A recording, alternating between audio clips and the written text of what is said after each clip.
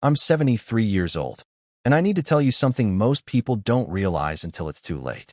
The way we're taught to live is backwards. For most of my life, I chased what everyone said was important. A stable career, a respectable title, a bigger house, more security, and on the outside, it looked like I had succeeded. But at 52, my body forced me to stop. It wasn't dramatic in the way movies show it. No warning, no preparation, just one normal workday that turned into a hospital room. Machines beeping, white ceiling above me, my wife sitting quietly, trying not to cry. In that silence, something hit me harder than the medical emergency itself. I had spent decades building a life, but I hadn't really been living it. I was busy, productive, responsible, but not present. And that's the trap. Most people believe they'll start enjoying life later. After the promotion, after the savings grow, after things settle down. But life never settles down. The targets just move. You reach one goal and immediately create another. You tell yourself happiness is waiting at the next milestone. But it isn't. It's supposed to happen along the way. One of my closest friends worked nonstop for 40 years. He postponed vacations, missed birthdays, skipped family dinners. He always said he'd slow down soon. He didn't get the chance. At his funeral, people praised his success, but his family mourned the time they never had with him. That stays with you. Here's what no one explains when you're young. Regret doesn't come from failure. It comes from postponement.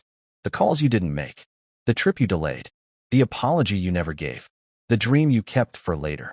I lost my father suddenly. We weren't as close as we could have been. I thought we had years to fix that. We didn't. And time doesn't refund missed moments. After my health scare, I didn't quit life. I adjusted it. I protected my time. I became intentional. I stopped saying yes to everything.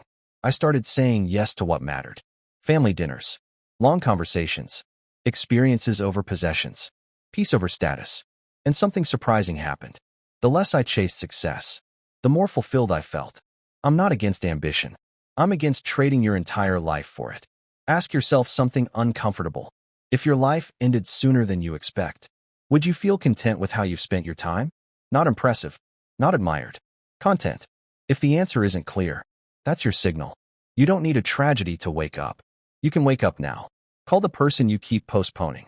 Take the trip you've been talking about. Start the project you're afraid to begin. Spend more time with the people who won't always be here. Because one truth doesn't change, no matter how young you are. Time moves in one direction. I don't know how many years I have left. Maybe 10, maybe fewer. But I can tell you this. The years I've lived intentionally have been the richest of my life. Not because they were perfect, because I was present. You don't need to wait until you're 73 to learn that. You just need to decide. The clock isn't your enemy, but it isn't standing still either. So the real question is simple. Are you living? Or just preparing to live someday?